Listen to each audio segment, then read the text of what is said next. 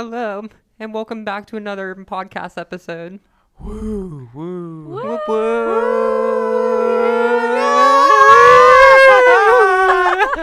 Woo. Celebrate. Celebrate.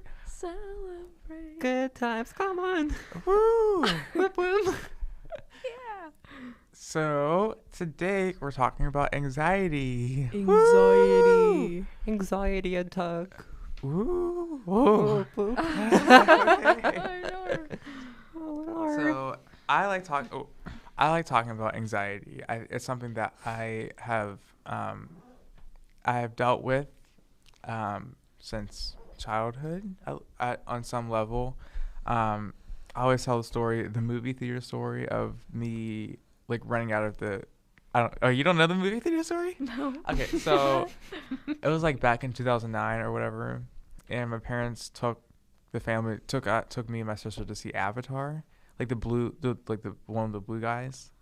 And I guess to me Right. that at that time that was scary, and I ran out of the movie theater. Was it like the visual effects? It was probably, I think it was more so like the people in it scared me at the time, and Yeah. probably like the visual effects. Yeah, of the people. yeah, probably the visual effects. I think that was like the first 3D movie or something. I don't know. Oh, you saw it in 3D. Oh, nice. I think was in 3D. I can't remember. I just remember I ran out of the movie theater because I was scared. So that was like kind of like my first like anxiety thing. But it's come in waves. It's come like throughout my life. It's come different periods. It's been like increased, and I think right now I'm more stable as far as like anxiety is. Like I still get moments of like worry, but it's not like an obsessive worry about everyday things as it was. So I think I'm getting better. I'm trying to be more intentional about being more stable. We talked about setting intentions today in our men's group, and I think that's like my intention is to be more stable.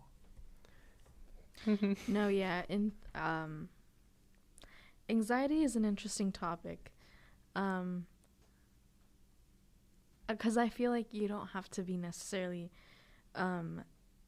diagnosed with anxiety to have anxiety. You can share anxiety characteristics. And I didn't know that until I had like my first, now that we're opening up about experiences, until I had my first anxiety attack. It was a very, very, it was just a different experience. I had never felt anything like that, and that was actually when I was getting my driver's license. Okay. In beginning of November. Okay. And I was taking the practical test. Yeah. Right. And I remember that my mom was in the car with me, and she was like, "Okay, it would be great for you to drive us to the actual like DMV. Yeah. So you can like warm up or whatever it is." Oh, that was like kind of like the add-in. Yeah, and I was driving to the DMV, and I was nervous. Like my hands were just shaking. And when we got to the DMV, it was like I had to park before we went in for our appointment. Yeah. And I was freaking out, and I started crying. Oh. It was just, I don't know, it was just like a panic attack. Okay. Or anxiety, because I was like, I'm not gonna pass this. Like, I feel like there's something's gonna go wrong, and I'm not gonna be able to do it. Yeah. Just due to an incident that I had when I was first learning how to drive, a few years ago, where I was in the car with my dad, and we were stationed, we were parked, and I was still trying to get the differentiate between like the accelerator and the brake. Okay. So he was like, "Okay, so you're gonna have to," I don't remember what the thing was that I was supposed to do, and instead of braking, I like went full on the accelerator. Yeah. And I didn't crash, but it was definitely a close call. So that came up when I was parking, and I was like, I can't do it. Like, can't we reschedule or anything? Yeah. And mom was like, no, like, I believe in you. Like, you got this. Like, you don't need to, like, you're going to be okay. So I stopped crying. Okay. And then when it was time for me to when I met the instructor and everything, I was shaky and everything. Okay. And I don't know. I think it was honestly like, I believe in God, but I think it was God doing that because I was shaky and I felt like I shouldn't have passed that test. Yeah. Or maybe I was just It's in kinda I was just in my head too much because I was panicking. Yeah. I stopped crying, but I was still like shaky on the thing, and I was looking everywhere because it was a panic attack. That's the best way I can describe it. Yeah, that makes sense. Yeah. And I felt like my heart was going like a million miles per hour. And then she was like, and then I feel like she was looking at me like, are you on Adderall or something? We're not making fun of anyone that's on that. We're just like, no, but I was like, due to the nerves or the anxiety I had, I was looking everywhere and I was braking, and I was going probably slower than I should. okay.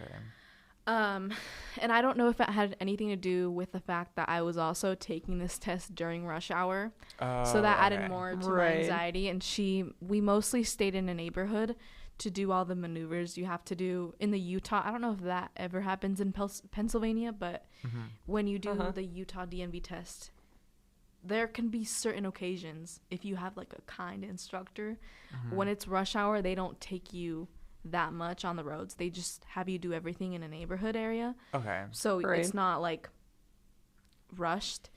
So that happened to me. And when we were going back, she looked at me and she was like, girl, get your stuff together.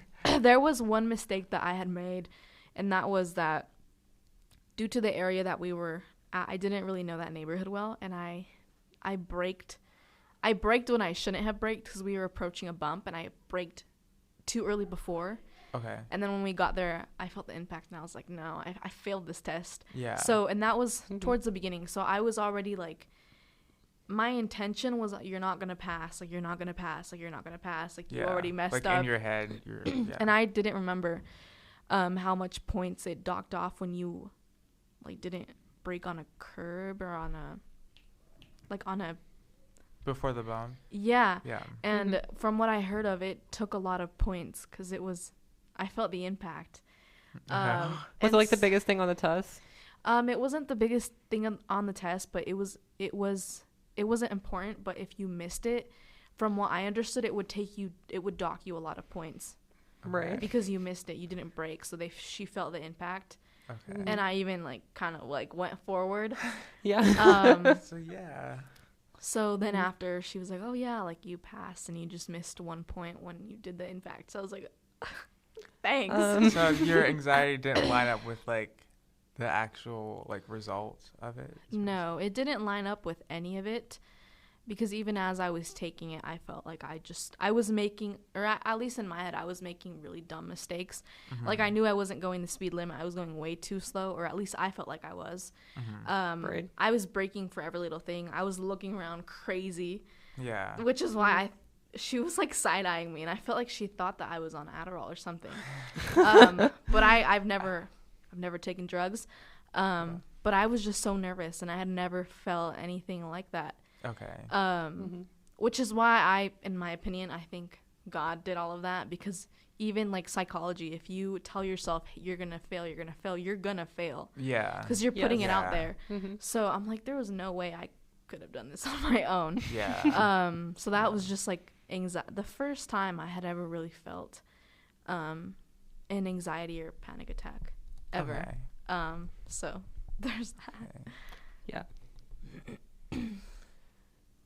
So usually when I deal with my anxiety, like I know I went to school with it like almost every day because I'm afraid like something bad was gonna happen, or something like something was gonna come up that wasn't expected, and Like you can't control, like something that you can't control in your environment is just gonna happen. yeah, like pretty much. Say you have a test, for example, and you're like pressuring on it, like you're trying to dwell into it. That can have a huge impact on you because you have that nervousness in you, and you're That's trying so to. funny. Are you laughing? Wait, what? No. Sorry, you just started like smiling. I was like, I thought you were laughing. No. But maybe it was like the mic. Okay, got it. Okay. Yeah, so basically you're like trying to like prepare for that test, and you're like nervous because you're afraid you're gonna get a bad grade, or you're afraid something bad is gonna happen. And now putting this in perspective, how people can deal with that anxiety, just think about like the positive of it, saying like, maybe I will get a good grade. Like you need that confidence in you. So that's how I managed to deal with my anxiety. Also, another thing is like, if you like get in trouble and like you're afraid you have to face a consequence, that can also impact you because you're gonna learn not to make that mistake again. So do you have like a fear of making mistakes, which causes like, do you have like is your anxiety based on like a fear of making mistakes? I know I can for some people. Like I know some of my friends do, but not really for me because I don't know. I'm just playing here. Okay. Yeah, sometimes I just get away with it. Okay. What's that? Do you have sorry, that get away with me caught me off guard. Hope you're good. Do you now that you brought that up, the fear of making mistakes, do you have that? So yeah, so mine's And I'm bringing that up not to like yeah. point you out, but I know that last time we were talking about perfectionism, and I know that I can personally relate to the making mistakes. Yeah. I feel that kind of goes along with for some people perfectionism. Yeah. Perfectionist. Perfectionism, I I think think. perfectionism is underlying perfectionism is anxiety. Yeah. And for me, yeah, like it's always just been it's a fear of making a mistake and what that mistake says about like me, because I kind of just recently I just realized like how like the standards that I set, how they contribute to my anxiety. And my therapist had to point that out because like she I love my therapist, but she's just like, yeah, like your standards are like just, it's not like it's like I'm not allowing myself to be human, and that causes like unnecessary anxiety. So like your anxiety is based on the fact that you didn't like you worry about not living up to your expectations that you set for yourself, but so you worry about it, and you kind of like you're kind of as far as like with making a mistake, you're so caught up in worrying about making a mistake that you don't make a decision. And that's like kind of where I was for a long time. And now I think college has helped this a lot, is really like taking a lot of risk, and that's kind of helped with my anxiety. It's like, quote unquote exposure therapy, even though like it's not, well, I guess you can consider it that as exposure therapy, because I think it's worded wrong. What? Like what you were trying to say, like because exposure therapy sounds like just like throwing people out there, but it's different. It's it's like exposing Right. exposing yourself to new situations. And you learn to take a risk, but you learn that you'll be okay with taking the risk, and you learn to make a mistake. So it's like I'm relearning how to take risk and make mistakes, because before, like, the anxiety was just like I would just kind of just be in this like little hole, and I kind of like limited my world because of the anxiety. It was like very limiting, and I didn't like, at the time I just couldn't like see my potential, because like I was like clouded with anxiety. But yeah, I didn't No. that's my anxiety. But Yeah. I think I want to like segue a little bit. So I think like for me as a guy, it was definitely I think I didn't like. I had to be like. I had to have extreme anxiety for me to admit that I had anxiety, because I've always kind of like, I guess maybe like suppressed it for a while. If that's a good word. I don't know. I guess it's a good word, but I think for men, and I'm speaking for myself. I don't know about like other men, but it's definitely like hard to admit that you have anxiety in certain areas, because that like you're kind of like revealing something about yourself that can be considered as a weakness, but because you want to see yourself as having everything together and in control, but anxiety is the complete opposite of that. Yeah. So Which is kind of heartbreaking when you really think about the impact of that. Which I've seen that a lot, particularly coming from a Hispanic background, where misogyny is a huge thing. Remind me again what misogyny is? I don't know what that. Hold on. I hear but it, but I don't know. it's like how men are viewed, like to be Right. tough and like the man of the house and like this and that and like Okay. emotion, like what is that, you know? Yeah. So that's kind of, it goes along with that. So it's sad to see a lot of friends that I've had that are within the same culture,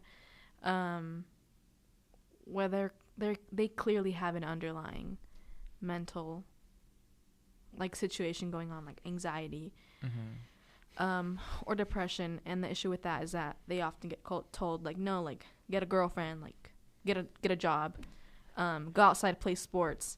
Yeah. It's like, no, you don't have that. You don't know, like That's my favorite. you don't one. have that. You don't have anxiety. That's my No. favorite one. And that's a huge thing that I've seen a lot in Hispanic culture. I don't know about, I can't speak for other cultures, but I've seen it quite prevalent in Hispanic culture.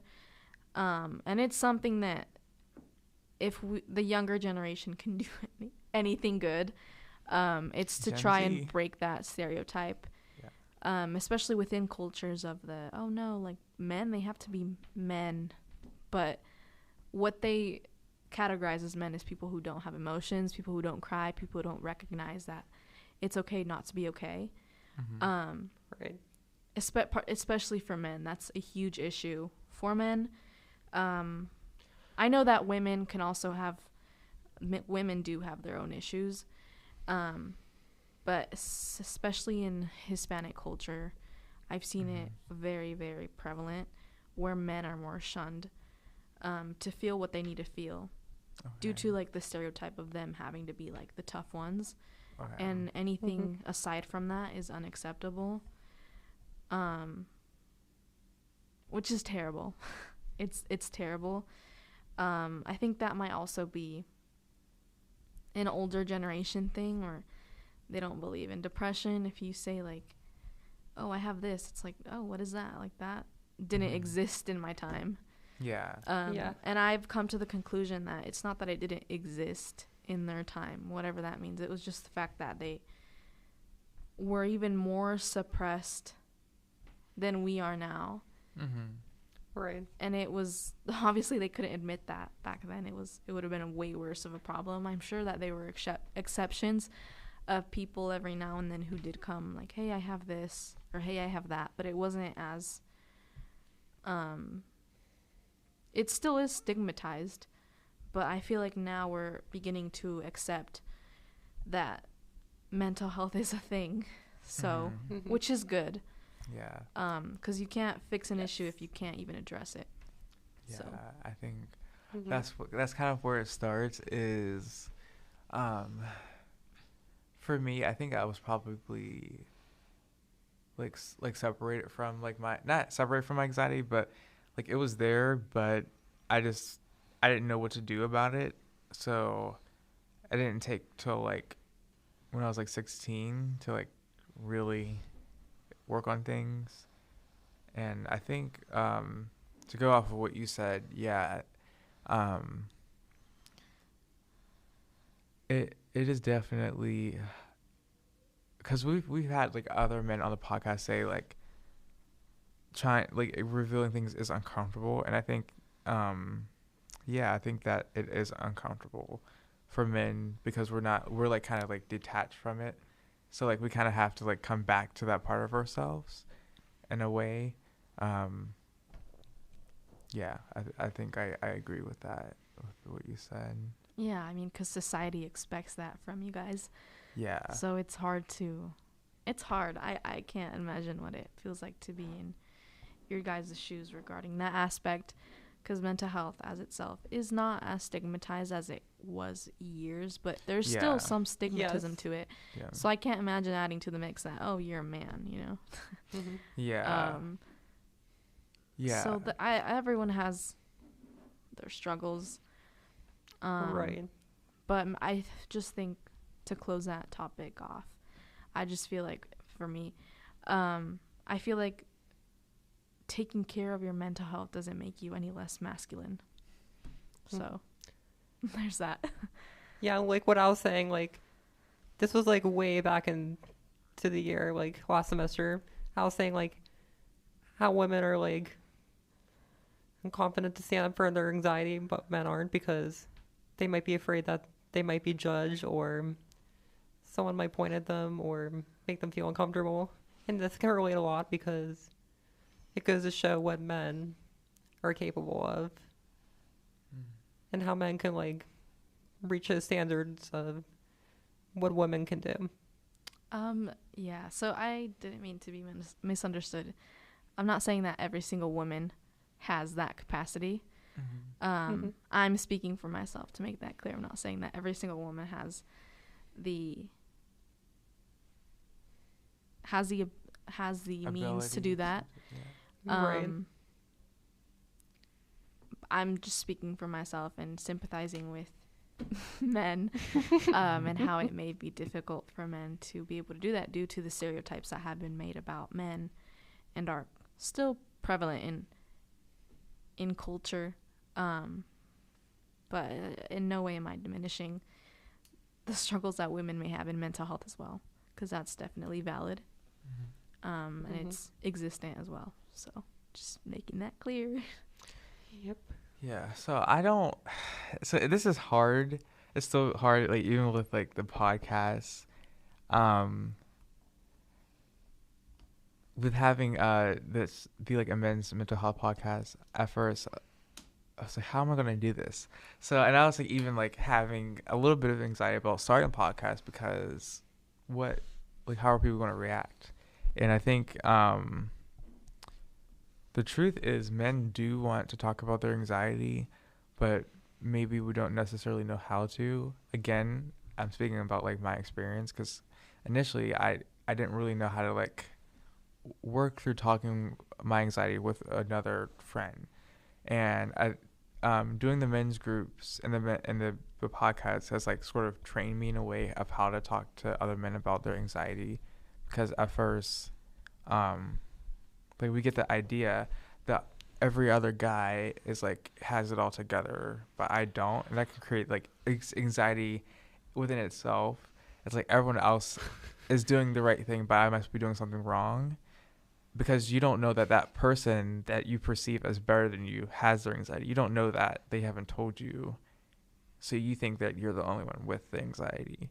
So it's until that other guy tells you like, hey, I have like a similar struggle, then you guys can have like that true like understanding and connection, and then you feel less alone in your anxiety. Because the truth is, people like, you think people know what they're doing, but they're probably learning the same thing about you. Yeah. They probably have no idea what they're doing. Yeah. Or they're trying to figure it out. Yeah. We're all trying to figure out how to. People are like trying to figure out life in like one way or another, meaning that, yeah, you know, like people were like trying to figure out what's the next step or how can I take it. Yeah.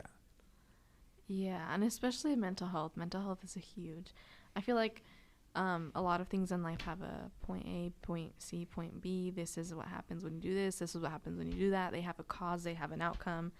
They have a reaction. But with mental health, it's a very complicated thing where you cannot. It's different for everybody. And you can't say, oh, this works for me. It might work for you. You can give advice. But there's like no formula to help make someone feel better. Yeah. or Mm-hmm. like grow in their journey of mental health. You can give advice, but it's very very hard because it's like an own individual thing. Mm-hmm. So yeah, mental health is a very complicated thing about humans. Mm-hmm. Right. Yeah. Now, my anxiety thing, my anxiety like journey. So we do like I guess we can go into like some co-occurring things. So I have anxiety, but also OCD. But the OCD, it's like not like people think like OCD is like just hand washing, but it's not just hand washing. It's also like in your head you get like these like intrusive thoughts. Now I know I don't like the fact that recently people what is it saying? Like the intrusive thoughts are what is it saying now? With intrusive thoughts. The only thing I've ever heard, like a trend on TikTok is like when you, there's like this TikTok thing. I think it's still circulating. The intrusive thoughts one I or actually something. saw it on Yes. my For You page last night. It's like a thing. It's like a video of a person thinking, and then it's like, me and my intrusive thoughts when I think of if I slap the teacher and then run off. Like, Yeah. so it's like making a comedic thing out of like a Yeah. real like people. There's people like that actually have what's called pure OCD, and like I'm one of those people where it's like in your head, and like it's not it was way worse before, but you have anxiety about like doing something that you don't want to do. Right. And people are thinking like we should do those videos because I want to do like what's my feeling, like what's on my mind pretty much. Yeah, people think like, okay, the intrusive thoughts one, but that's I was like, no, you don't have OCD. You're just like everyone has intrusive thoughts. Yeah. But the Yeah. difference with like if you have an anxiety like problem, then you think that it becomes like more of like an obsessive thing. Like you try to convince yourself like, no, I don't want. You go through like basically loops of like, I don't want to do this thing, and it's like it becomes like very. For me, it was like very debilitating, and yeah, it was that, and it like. Yeah, so that's how like anxiety manifests it for me, is like through those obsessive thoughts. But later on, I realized that it was more about like control. I wanted to control what went on in my head, and I wanted to like the anxiety convinced me that you don't have control over like say so for me one of the areas of OCD is like morality and stuff like that. I get like very I don't tell a lot of people this, but when I was like especially when I was in middle school, I would just like have these like thoughts about like just moral things, and it was basically I felt like I didn't have control over that aspect of my life, and the anxiety wanted to that's where like my anxiety went. So I feel like anxiety can like just like an anxiety tree, and then it goes off into different areas. Like today you're gonna be anxious about this, then the next it's like different things for me Right. in different areas of my life. But yeah, that's I think with anxiety it's learning that is not normal to think like that, and that I was talking to my therapist as well is how to overcome the anxiety of feeling more stable, because when you like kind of live with anxiety your whole life and you feel more stable, then you get like anxiety about being stable.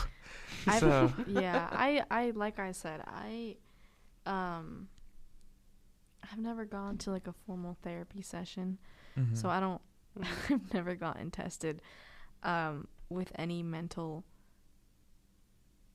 anything like that. I do consider that I do at times exhibit anxiety traits. Okay. I'm not sure if I within itself have anxiety, because like I said, I don't want to self-diagnose, and I've never gone to an actual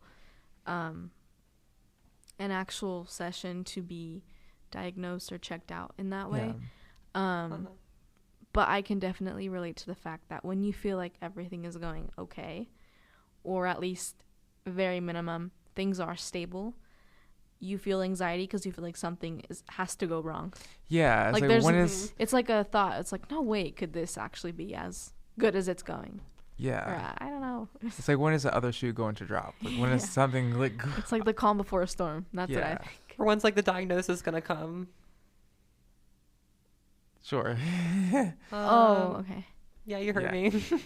So it's like you kind of have that like feeling of, even if like inside you feel more stable, but it's like it's still like in the back of your head like a restlessness about it, because for me, I'm just not like used to that. I'm getting more used to just living and just being a human being. Because before it was just it was very based on, it was very like, and I didn't realize this until now. It's like it was just like sort of, you're just like swallowed by your anxiety, and you feel like closed in. But like now I feel more like relaxed, now that I have like turned things around and have gotten out of that. I'm not saying like everything is solved, but it's definitely like so much better. And I guess to people that are listening, I would say that recovering from anxiety, if you had it for your whole life, or you just like this recently discovered that you have it, it's more of taking the steps of learning to, for me, it's learning to think differently, and that how I've always thought was just like not, it was like irrational. Because I feel like with anxiety, you don't realize that it is irrational. So not like laugh about it, but it's like actually like, It's deep. yeah. Yeah. It's definitely like a deep feeling to get that in your head, like knowing that you're going through anxiety, Yeah. because the problems can get serious. Mm-hmm. And for me also is recognize what have I learned growing up about like life and everything. I'm not like saying that like my family is like terrible. I love my family. But it's kind of like, what like did you learn about life? And because your parents or just other people in your life can like teach you things to because it's coming from like a good intention, but sometimes that could like it can unintentionally create like anxiety within you, so you have like a fear about life. Yeah. You're not able to like actually live. You have like a fear of things going wrong. And if that was like kind of modeled if that was modeled for you, sorry, I can't talk today. If that was modeled Yeah. in your environment about like life, then you're gonna like, when you actually deal with like situations, then you're gonna have anxiety about it. For example, for me, it was like social situations. It's like not feeling good enough like socially because of like some perceived flaw. So if you like kind of learn that, then you're gonna just like carry that with you, and it's gonna take like a lot to like kind of unlearn what you were just used to, like in your like home environment. And that's kind of like the psychological like Psych thing major. thing. It's like, oh, that's just what happened in your childhood. It's not like, oh my gosh, what trauma. It's like when people ask that, it's not like like this huge trauma. It's mostly like there are things that like we learn, but like we need to unlearn, that are not like true, but we're taught as truths. Is that like conditioning behavior? Conditioning, yeah. It's like conditioning. Yes. See? Think that in your head. So it's like conditioning, but it was to protect us, and it was like, what was like accepted as protecting you, but like that's not real life. Yeah. And like for me, I was like, I wouldn't say I was taught to fear people, but I feel like what? No, finish. But I feel like I was like unintentionally like kind of like learned to fear people, but like when I actually like meet people in real life, they're actually not scary. So I'm like at college, I'm learning like Wait, not to. what? I'm learning like to put myself out there and not be afraid of people, because before it was just, people, that people are out to get you, but they're just like gonna automatically like judge you or reject you for what they perceive as like a fault. But Yeah. Angie's up. And I don't know, like, obviously I don't know specifics about your situation in regards to that. But I've talked with people, and that fear of other people is interesting, because usually it's conditioned by their own parents. Like, I've had people who were talking, and we go to topics like that, and they tell me, oh no, like, my parents, like, they're like this, and they've raised me this way in regards to this aspect and this aspect and so. And something that you see a lot is that people project their advice to others according to the way that they've lived. Yeah. So, for example, if you have parents and then you have a child, and the parents tell the child, like, oh, like, people are dangerous, like, people are this, people are that. Yeah. Even though it is true to a certain degree, you're, like, preconditioning the child to be scared of people and not approach people, and, like, oh, you're gonna do me wrong, or you're out, like you said, you're out to get me. Yeah. And that's where the lines kind of get blurred, where yes, advice and parent care is needed, but also to a certain degree, because you also don't want to traumatize a child and just have them live in their own bubble and not approach people and not be social. Even though those things are true in its own way, to its own extreme, people give advice according to what they've lived, and they're simply projecting themselves with everything they say, because they can only speak from their own experiences. They can't speak of something from who knows where lived, because they haven't lived that. They can only speak from experience, from knowing and from seeing, because that's all you can say. So it's just something that I've recently learned, that people project their own, basically their own life whenever they say anything. And just because someone's own life went wrong, or something bad happened to them, doesn't mean something bad's going to happen to every single person in the world who does the same thing they did. It was just sometimes there is situations where you're in the wrong place at the wrong time with the wrong people. But it doesn't always mean that your life is going to turn out that way. That being said, I'm not saying to never listen to advice. But I do think that you should always pay attention to the advice that you receive. Yeah. Like, where is this coming from? Like, what? Yeah. Where? Like, why is this person? What led this person to say this? Yeah. It's hard. It helps me to understand my parents more, of like why they like said this, because this is what they went through. Yeah. So at that time they had to like react in this way. Right. But maybe like now I don't have to do that, because like I'm in a much more like, You can definitely keep in mind keep everything in mind, what they say. Yeah.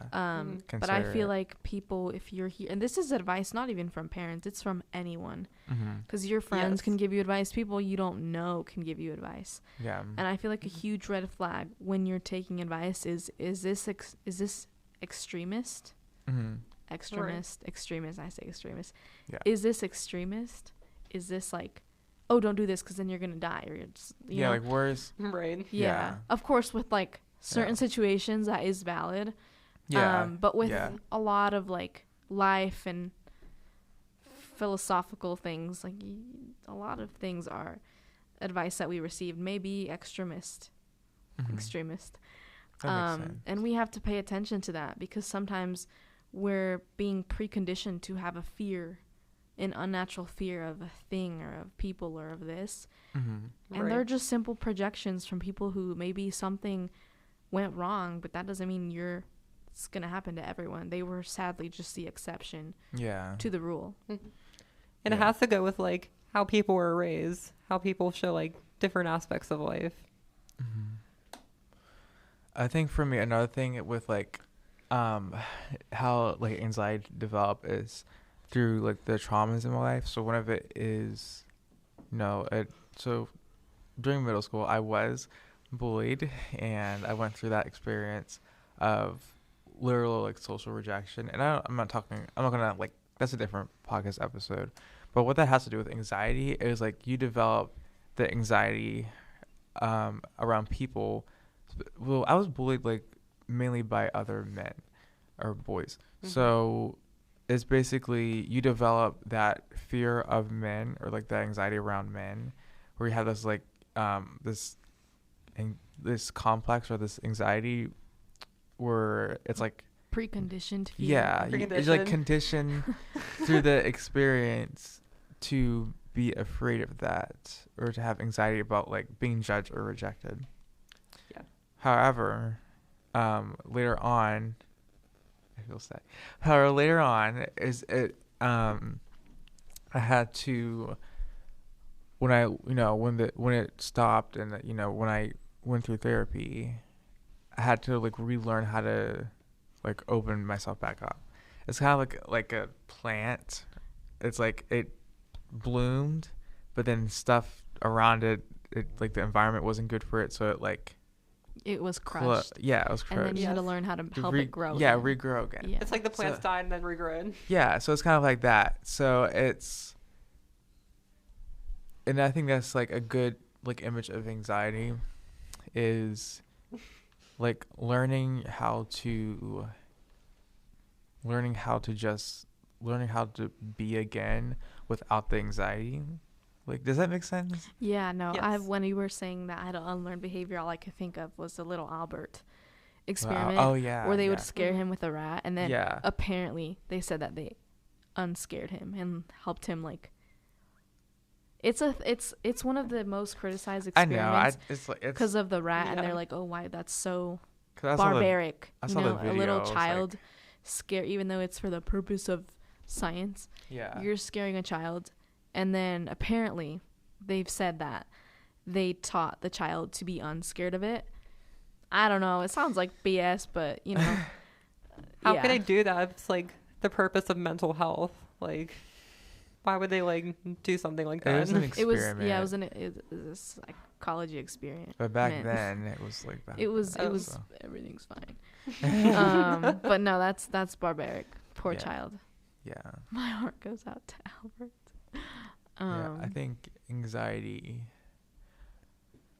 Oh, did I cut you off? No, I was just saying how that reminded me of that because it's the unlearned behavior. Yeah, I think Yeah. with like general anxiety is like learning how to go about your day, but accepting how things happen. And we talked about this earlier in the men's group. We were like, more. I'm trying to be intentional about like letting go of control and accepting just things are just gonna happen.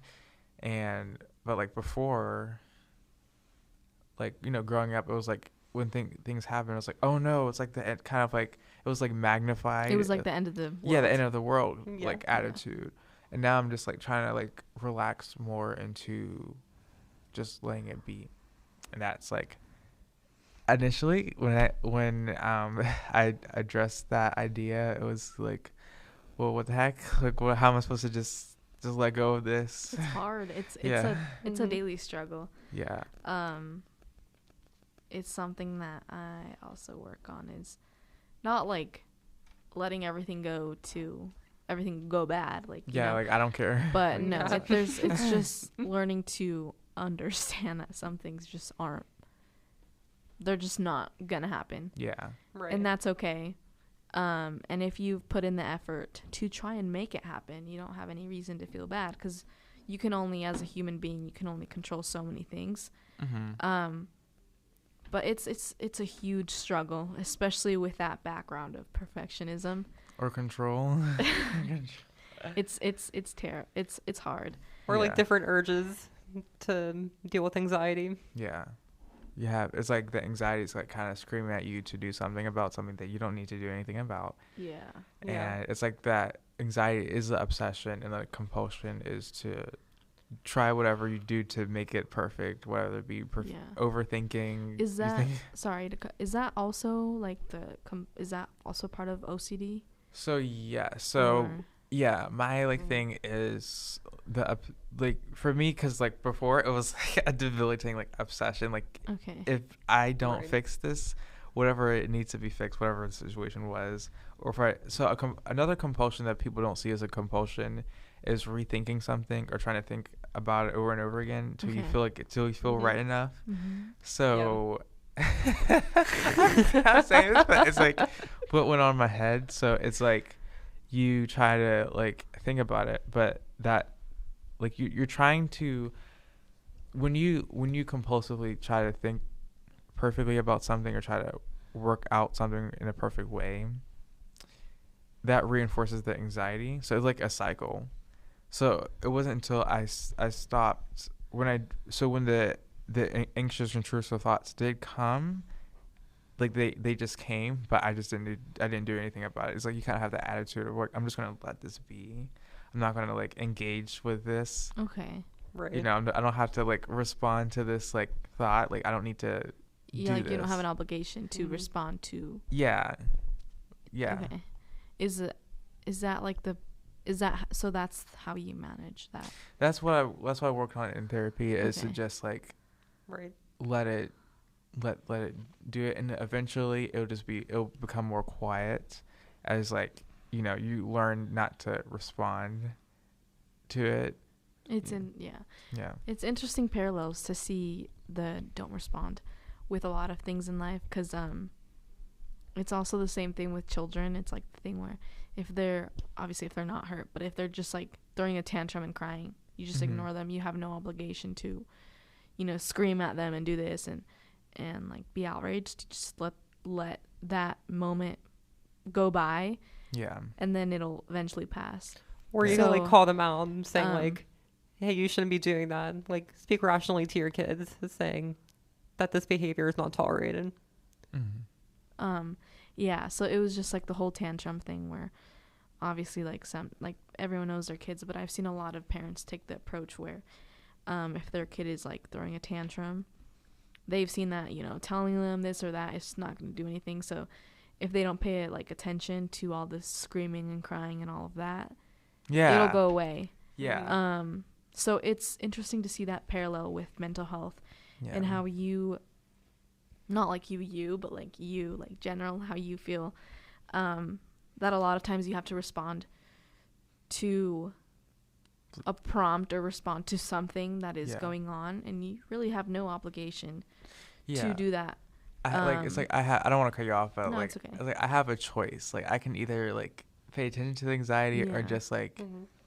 not. And it's like because before I didn't feel like I had a choice. Like I felt like I had to do this, but like Yeah. you know. Right. So Yeah, it's that where you just have to learn that you can't always like sometimes you have to not fight for your own yeah. peace of mind. And sometimes you don't have to like dwell through the anxiety. You have to like, Oh, we talk about dwelling too. Oh my gosh, yeah, I'm a huge dweller. yeah, same. Or you can like let the past go and move on to like future stuff that's going on. Like you have your whole life to live ahead of you, and if you're ever like feeling anxious, then try to make that feel better about yourself, because people are just going to judge you and people are going to complain about who you are and maybe talk behind your back. Like that's what people have been getting anxiety over pretty much, Mm-hmm. is people just talking about them behind their back. It's like the Mhm. control aspect. You're trying to control how people perceive Yeah. you, or you try to control that. But Speaking. It's kind of like sorry, I didn't mean to cut you off. No, it's okay. It's okay. Yeah, like people are like trying to accuse you for who you are. Like they're calling you out for your identity, but mm-hmm. not when you're like listening, or people are like saying it behind your back. Mm-hmm. I'm trying to think. We're gonna okay. Oh no, you're good. Speaking of letting the past go, how do you guys feel about regrets? Who's starting? I guess Spill I the can tea. It's like Spill the the rock tea. paper scissors. go. Once I do regret something, I tend not to do it again for a while. But next thing you know, I just go back to my old ways.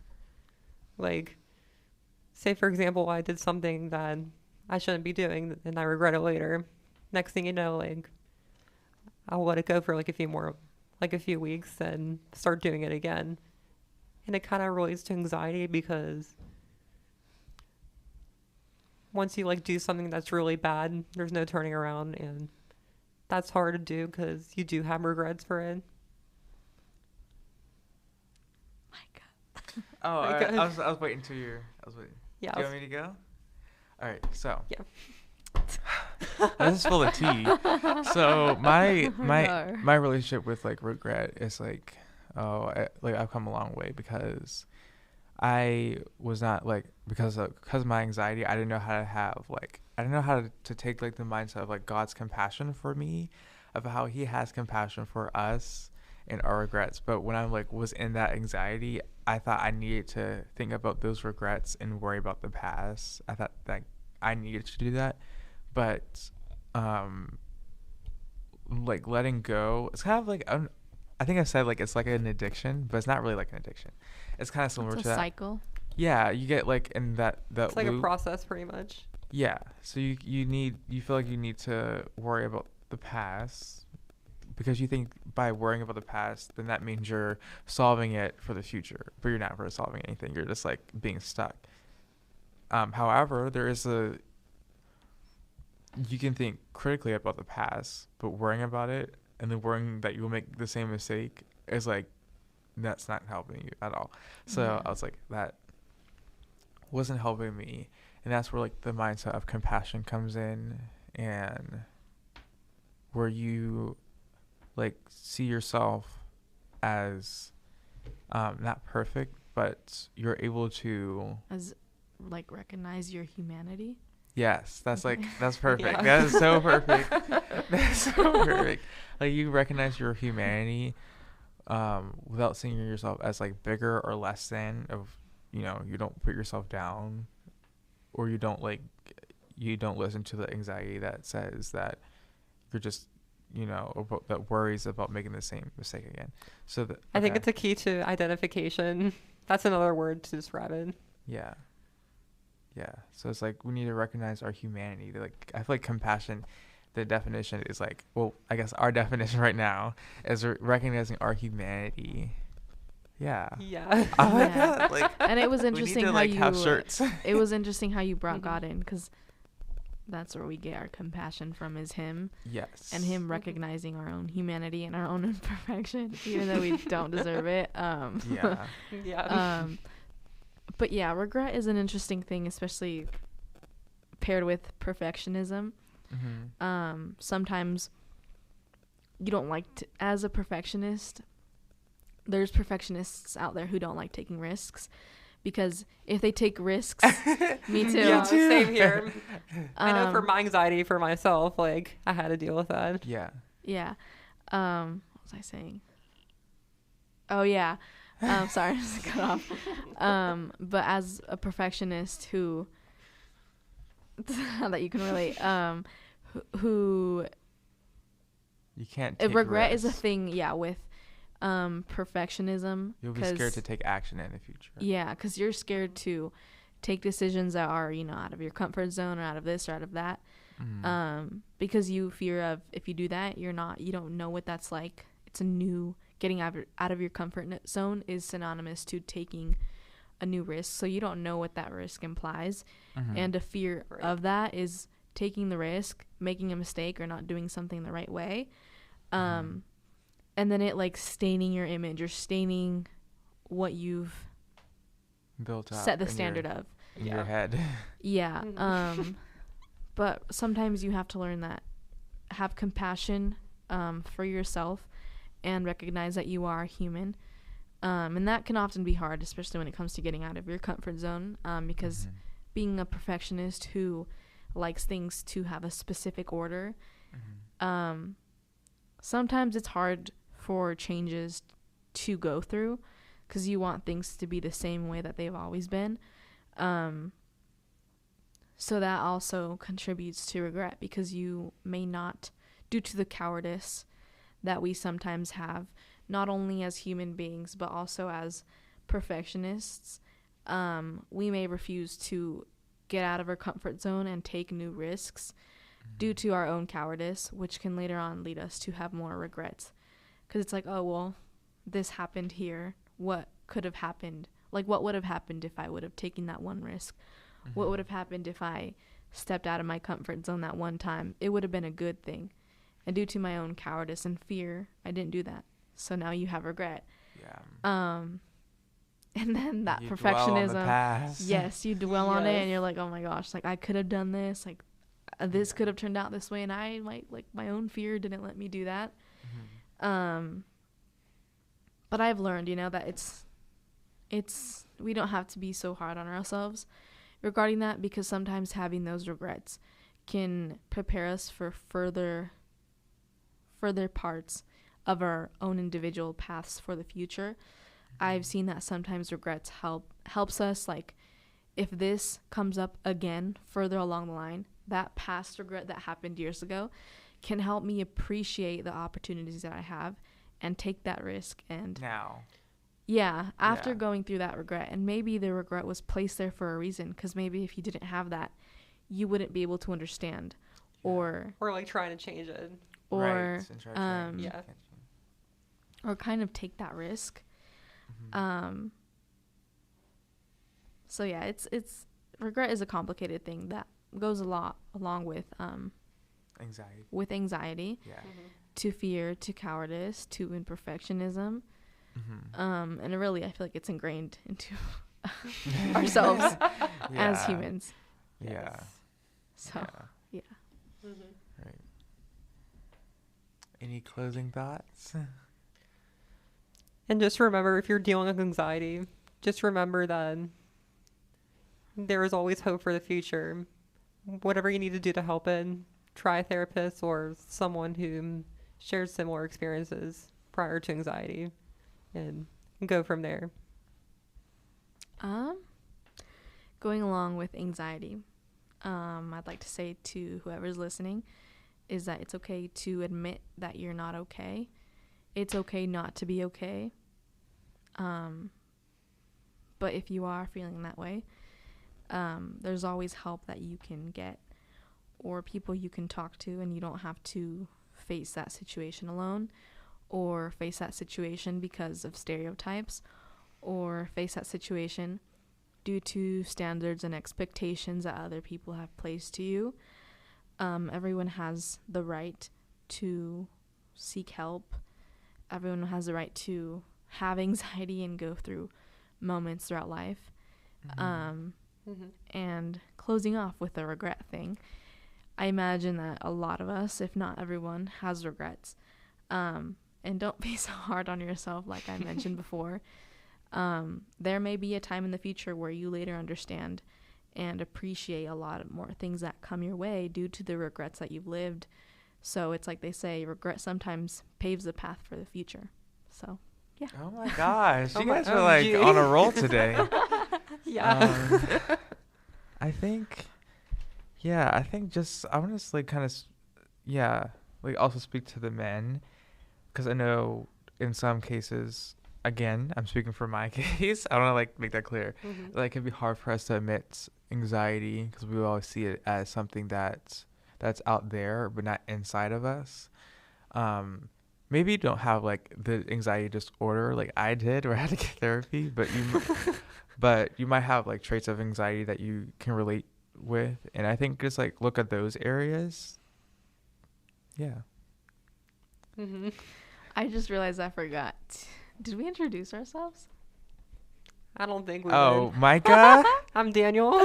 Angie. Or that's who was talking today. Yeah.